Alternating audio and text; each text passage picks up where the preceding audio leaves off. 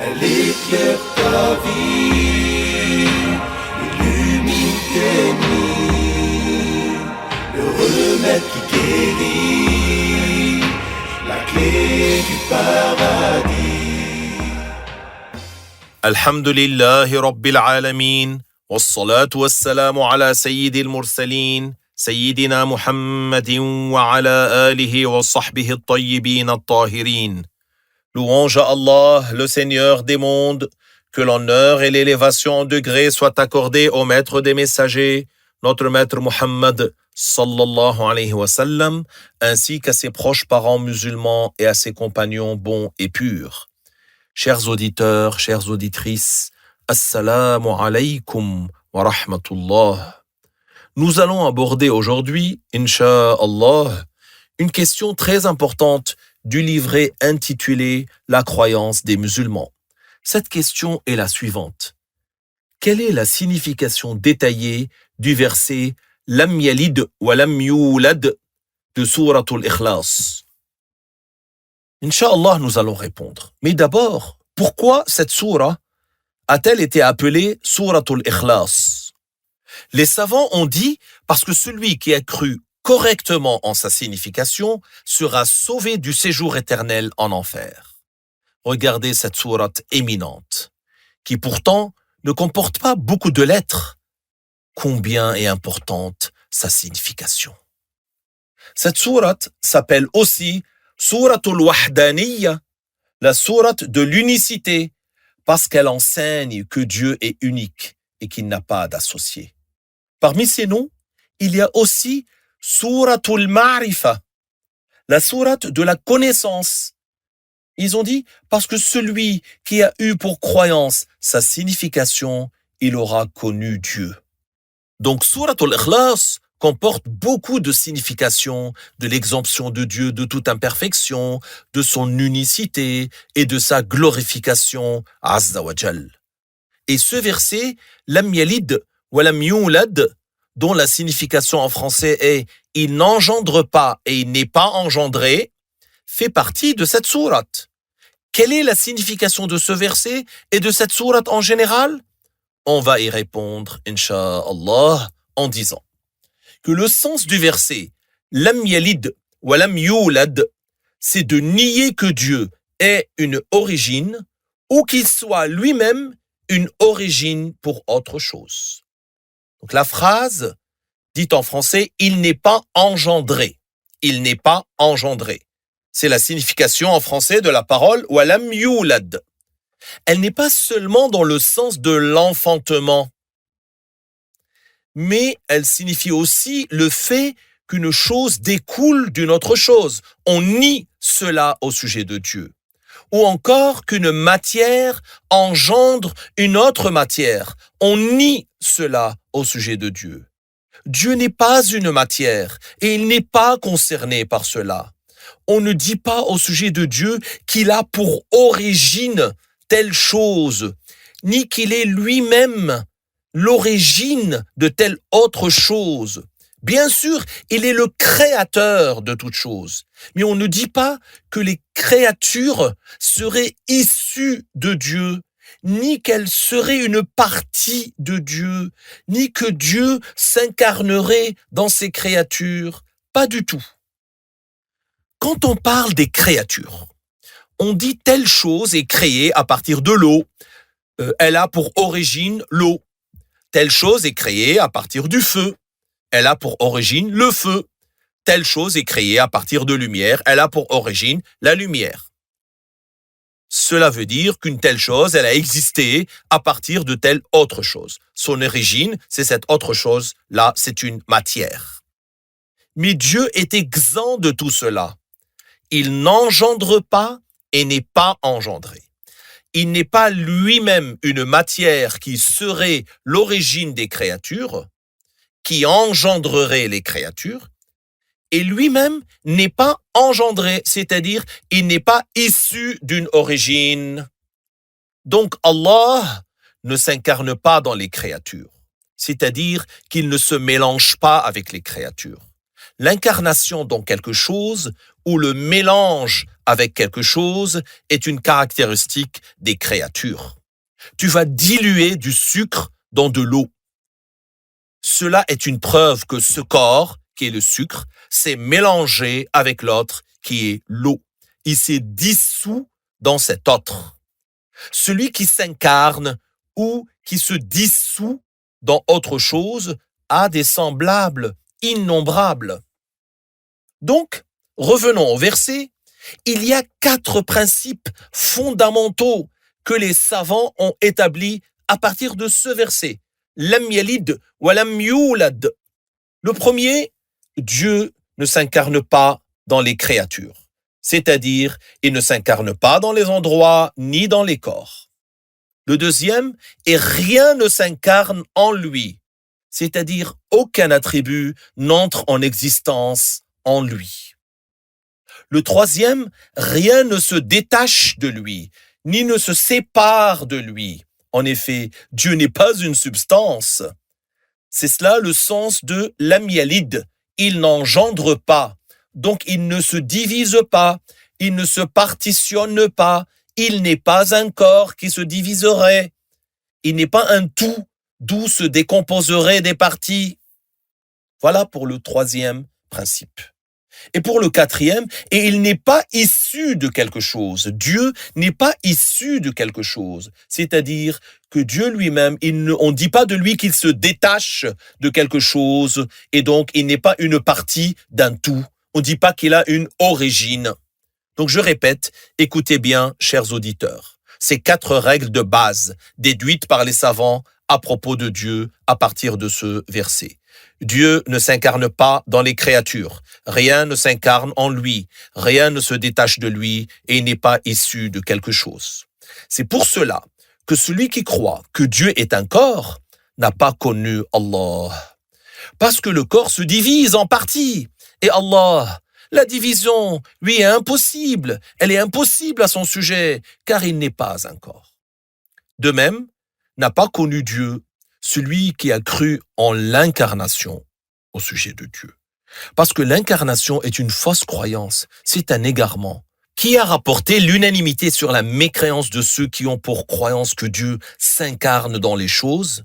C'est Al-Hafiz As-Suyuti dans son livre Al-Hawi lil-Fatawa et d'autres parmi ceux qui ont rapporté l'unanimité à propos de la mécréance de ces gens-là.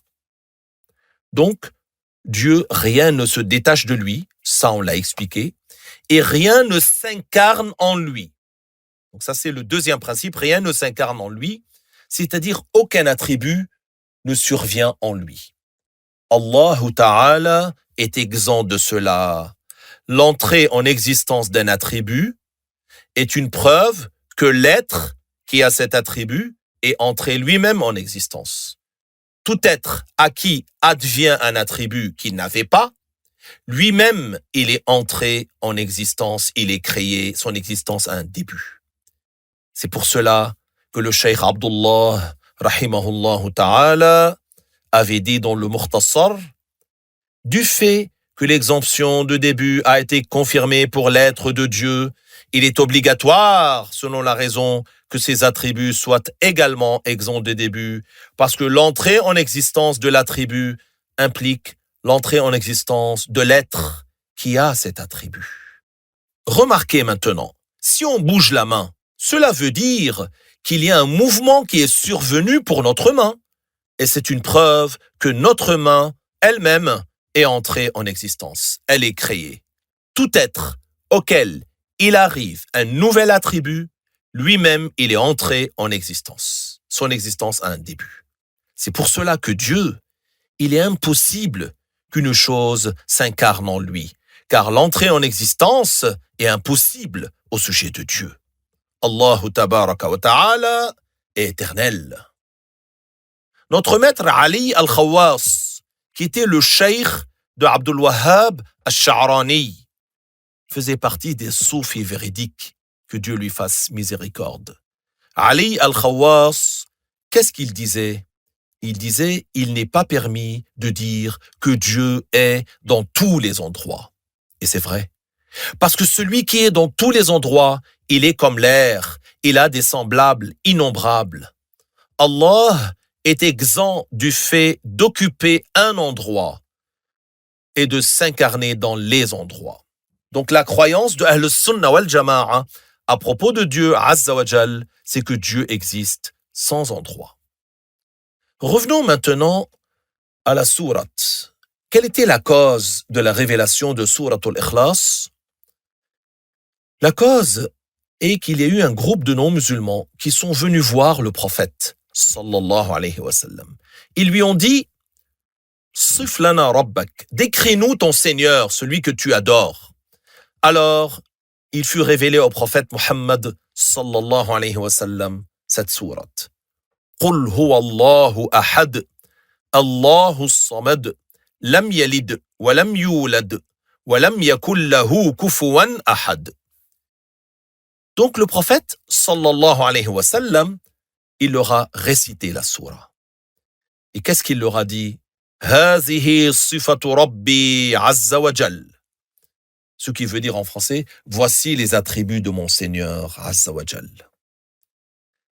J'insiste là-dessus parce que certaines personnes ignorantes reprochent à Ahl-Sunnah wal Jama'a qu'ils parlent de quoi? Des attributs de Dieu.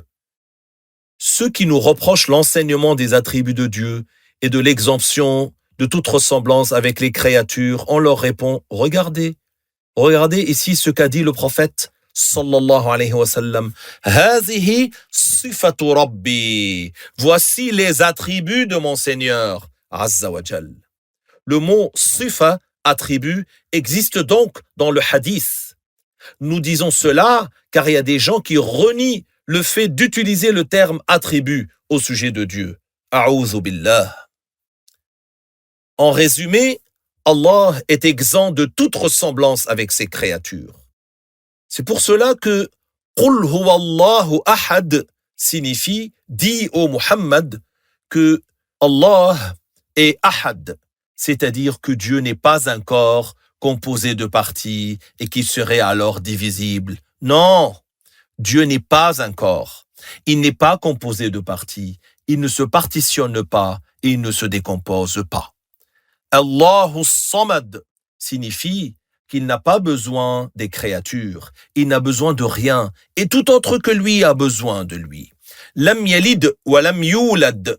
Ça veut dire, il n'est pas une origine et lui-même n'est pas issu d'une origine. Wa lam yakul lahu kufuwan ahad. C'est-à-dire, il n'a aucun équivalent ni aucun semblable. Voilà la croyance de Ahl-Sunnah wal Jama'a. Que Dieu fasse que nous persévérions, vous et moi, sur cette croyance jusqu'à la mort. Amin. Cette sourate, diffusez-la aux gens. Cette sourate, sa signification est extrêmement importante. Barakallahu fikum, que Dieu vous accorde des bénédictions. Il est très important d'expliciter l'essence de cette sourate aux gens. Nous avons su, à partir d'elle, l'exemption de Dieu du corps. En lien avec ce sujet, écoutez cette argumentation et utilisez-la aussi auprès des gens. Lorsque les associateurs, c'est-à-dire ceux qui adoraient les idoles à la Mecque à l'époque, ont su que notre maître Bilal était entré en islam, alors qu'il était un esclave, avant que notre maître Abu Bakr ne l'achète et ne l'affranchisse, qu'est-ce qu'ils ont fait de notre maître Bilal? Ils lui avaient mis un rocher sur la poitrine. Ils le frappaient et ils lui disaient « Dis Hubal, dis Allat, dis Uzza ». Et ce sont les noms de certaines idoles adorées par les associateurs. C'est comme s'ils lui disaient « Attribue un associé à Dieu ». A'oudhu billah. Qu'est-ce qu'il voulait de lui? Il voulait de lui qu'il dise la parole de mécréance. Et lui, qu'est-ce qu'il leur disait? Il disait une seule expression, une seule parole qu'il répétait. Ahadun ahad, ahadun ahad. Subhanallah. Qul huwa Allahu ahad. Il disait ahadun ahad. Regardez ce que le cheikh Abdullah, rahimahullah, a dit à ce sujet. Par la parole ahadun ahad, Bilal leur a fait comprendre que le corps ne mérite pas d'être adoré. Et eux, ils comprenaient l'arabe. C'est pour cela qu'ils étaient exaspérés, car ils étaient des adorateurs d'idoles, des adorateurs d'images, des adorateurs de corps. Ils ont compris de cette parole que leur adoration est fausse. Donc, celui qui adore un corps, celui-là, sa religion, qu'est-ce qu'elle est? Elle est infondée. Vous avez vu? C'est-à-dire qu'il leur a démontré l'invalidation de l'adoration des idoles et de tout ce qui a un corps, par sa parole, ahadun ahad, parce que Dieu n'est pas un corps. Ils ont compris que leur religion est fausse. C'est quoi leur religion? L'adoration des corps et des images. Et Allah n'a pas de corps ni d'image. L'imam Ja'far al-Sadiq a dit: Man za'ama anna Allah fi shay' ou min shay' ou ala shay' faqad ashrak. En français, cela veut dire celui qui prétend que Dieu est dans quelque chose, de quelque chose ou sur quelque chose, alors il a adoré autre que Dieu. Celui qui a cru ou qui a dit que Allah Ta'ala est dans quelque chose, il a rendu Dieu cerné, entouré, circonscrit. Donc, il aura adoré autre que Dieu, parce que Dieu n'est pas ainsi. Et celui qui prétend que Dieu est sur quelque chose, comme par exemple si on pose un livre sur une table, ce livre sera porté par la table. Celui qui dit que Dieu lui-même occuperait une place sur quelque chose, sa parole signifie que Dieu est porté. Quant à l'élévation, al-ulou, qui est attribuée à Allah dans les textes religieux, il s'agit de l'élévation par la domination, l'élévation du degré et de la valeur. C'est ce qui est attribué à Allah dans le Coran et dans le Hadith. Quant à la direction ou au fait d'être porté, de s'établir, d'être à proximité ou être assis, ou ce qui est de cet ordre, tout cela fait partie des caractéristiques des créatures. Ce n'est pas digne de Dieu. Et celui qui prétend que Dieu est issu de quelque chose, il l'a considéré comme étant entré en existence. Et là, il aura adoré autre que Allah Ta'ala, parce que Dieu est éternel. En effet, la dame Aïcha a dit que Allah l'agrée, que le messager de Dieu, sallallahu alayhi wa sallam, a dit « Khuliqatil malaikatu min nour » وخلق الجان من مارج من نار وخلق آدم مما وصف لكم أي من ماء وتراب. Ce qui signifie, les anges ont été créés de lumière, les djinns ont été créés à partir d'une flamme de feu sans fumée, et Adam a été créé de ce qui vous a été décrit, c'est-à-dire d'eau et de terre. Celui qui est issu de quelque chose, qu'est-ce qu'il est? Il est créé. Il est créé et Allah est le créateur éternel. Donc cette parole de l'imam Ja'far al-Sadiq est rapportée par Al-Qushayri dans Ar-Risalat al-Qushayriya. Sachez, chers auditeurs, que Ja'far al-Sadiq, que Dieu l'agrée, était un mujtahid, comme notre maître Al-Shafi'i et ceux qui sont de cet ordre. Il était même avant Al-Shafi'i. Et certains savants ont appris de lui une certaine quantité de science. Il faisait partie des salafs vertueux et il a précédé certains imams mujtahid réputés. Il était donc un mujtahid, mais son école n'a pas été consignée par écrit. Subhanallah. Mais il a quelques propos diffusés dans certains livres. Ja'far al-Sadiq est de la descendance de notre maître Ali, que Dieu les agrée tous les deux. Maintenant, Inch'Allah Ta'ala, nous allons lire une composition comportant une réplique à ceux qui prônent l'unité absolue et l'incarnation. La croyance en l'unité absolue, c'est quoi? C'est de croire que Dieu et le monde seraient une seule et même chose. Selon eux, il n'y a que Dieu qui existe.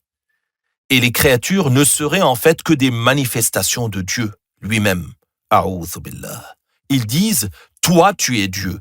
Et le mur, c'est Dieu. Que Dieu nous en préserve. Quant à la croyance de l'incarnation, Ils disent que Dieu s'incarne dans les créatures. Elle consiste à croire que Dieu s'incarne dans ses créatures et donc que les créatures seraient une partie de Dieu. Les savants musulmans ont combattu ces deux croyances contraires à l'islam.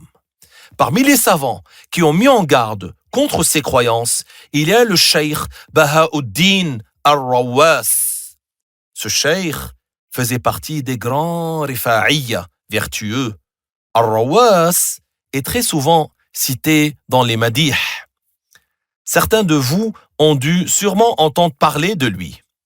Il y a d'autres personnages dont le nom est Al-Rawwas, mais celui-là, Baha'u'ddin, que Dieu lui fasse miséricorde, avait composé un ouvrage dans la croyance de Ahl-Sunnah wal Jama'a, des soufis véritables, qui est en fait la même. Ahl-Sunnah wal Jama'a et les soufis véritables, ils ont la même croyance. Parce que le soufisme véritable revient à suivre la loi du messager sallallahu alayhi wa sallam. Ce cheikh Al-Rawwas, que Dieu l'agrée, lorsqu'ils ont voulu déplacer son corps de là où il était enterré vers un autre endroit, ils l'avaient retrouvé intact.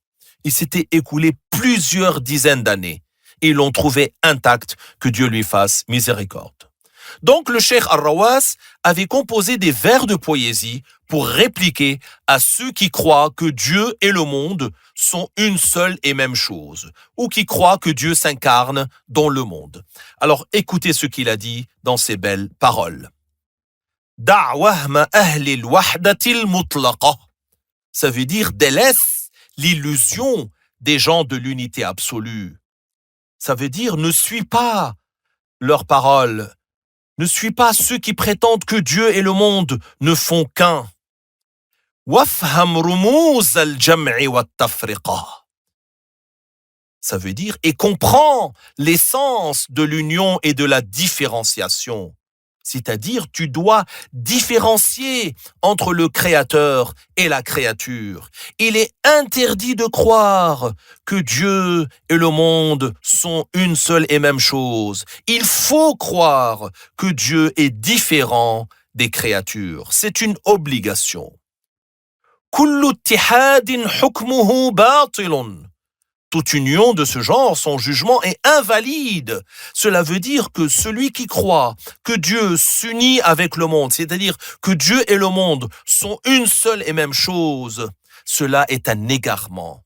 Ainsi que celui qui croit qu'une créature s'est unie avec Dieu, comme ceux qui disent que Dieu s'est incarné en Jésus et qu'il serait devenu un seul Dieu, par exemple. Toute unification de Dieu avec le monde, ou une partie du monde, ou avec l'une de ses créatures, tout ceci est un égarement.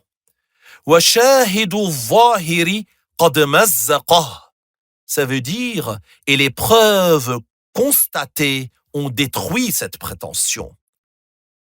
Parce que le constat prouve que le monde change. Nous constatons que le monde change, alors que Dieu ne change pas.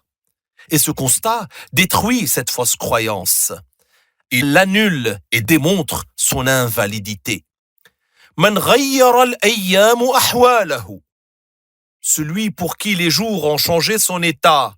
Si tu regardes l'être humain, il change d'un état à un autre. Et comment ce monde change d'un état à un autre. Il parle lui de l'être humain. Wa shayyabat raghman lahu mifraqah.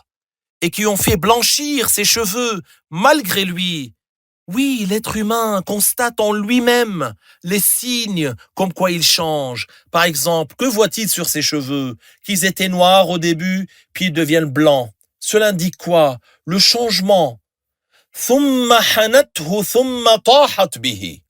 Ensuite, la vieillesse l'a fait courber, puis l'a fait mourir.